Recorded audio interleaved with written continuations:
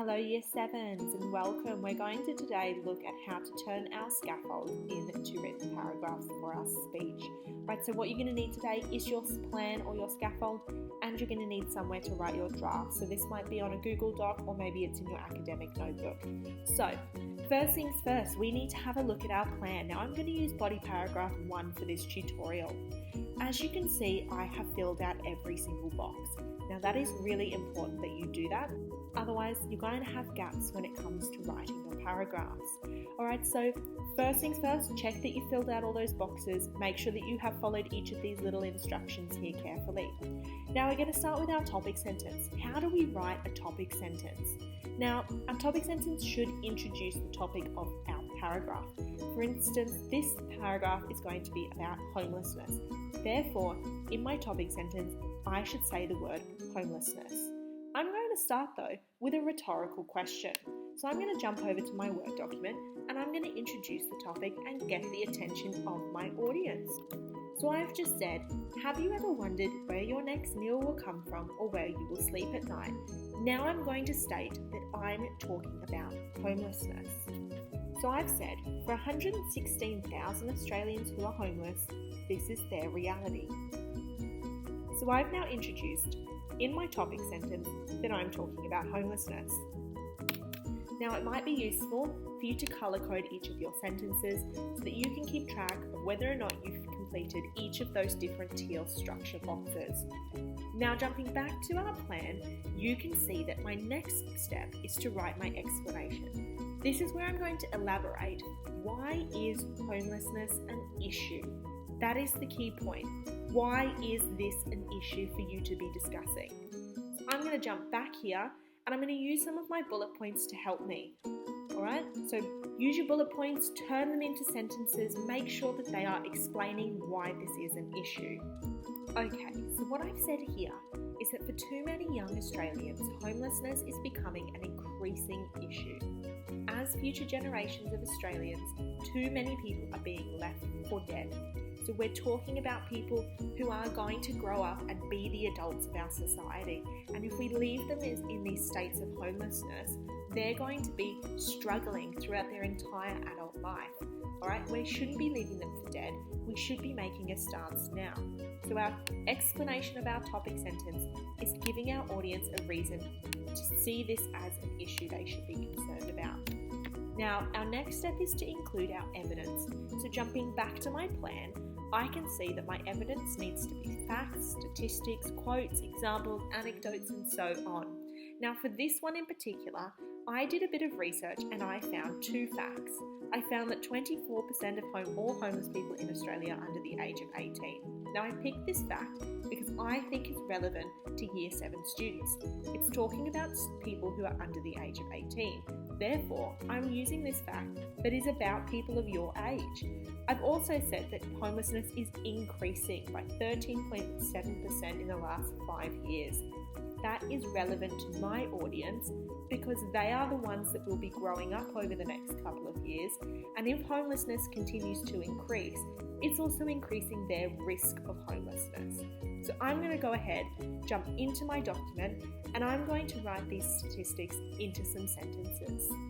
Now, something to note, when you're introducing evidence, one way that you can do that to engage your audience is to start with the statement, "Did you know?" Alright, this way you're engaging them, getting them to think about their prior knowledge and question, are these facts that they already know and they haven't done anything about, or are these new facts to them that they need to now act on? Okay, so now I've put in my facts. I've said, did you know that 24% of all homeless people in Australia are under the age of 18? And in the last 5 years, that has increased by 13.7% and is continuing to increase. So now I'm going to change that to a different colour so I know that I have ticked off my evidence. Now, jumping back to our scaffold, we can say that our next step is to explain. Now, in our explanation, we need to say, why are the facts and statistics we've just given relevant to them as an audience? Why is that important to the argument of improving homelessness? Then, what you can do is give some practical solutions. These are realistic goals for Year 7s to be able to achieve. Remember, the purpose of our speech is to get Year 7s acting compassionately, not just feeling sympathy and empathy, but actually going out and giving back to our community. So give them some suggestions on how they can do that. That's what you really want from them. So I'm going to first of all state, why is my evidence relevant to them, and why is that relevant to us helping people who are homeless, and then give them some solutions to help fix that. So I'm going to jump back into my document and write those sentences. Okay, so now I've just written my explanation of my evidence. So I've started by saying, that means that children just like you and me are out there on the streets with nowhere to go. Think about the last time you ate a meal or when you last took a shower. Now imagine that 24% of all Australians' children are unable to access these luxuries. We have the ability to help. So I've then just related, why is that evidence specific to what we're talking about when it comes to homelessness? I've then gone on to say, why not try donating your pocket money or donate canned foods and blankets to your local charities? Why don't you donate your belongings that you no longer need, such as clothes, toys and books, to people who need them more? Let's do more than just feel bad. Let's act. So I can now highlight this as my explanation sentence. So I'm going to go ahead and do that. Let's make it pink. Now jumping back to our plan again, we can see that our last step is to link back to our thesis statement. If you've forgotten what your thesis statement is, it should already be in this box. But if it's not, jump straight back up to your introduction, and here is your thesis statement right here in this box.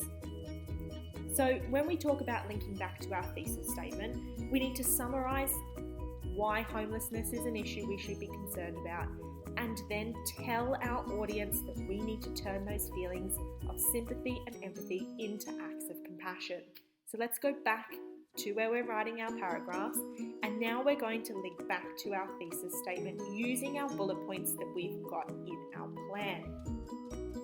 Okay, having a look back at our plan, we can see that my bullet points is to stop talking, start acting, making the world a better place, standing up and speaking out for those who can't do it themselves, and then linking back to that thesis that we should stop feeling sympathy and empathy and start acting with compassion.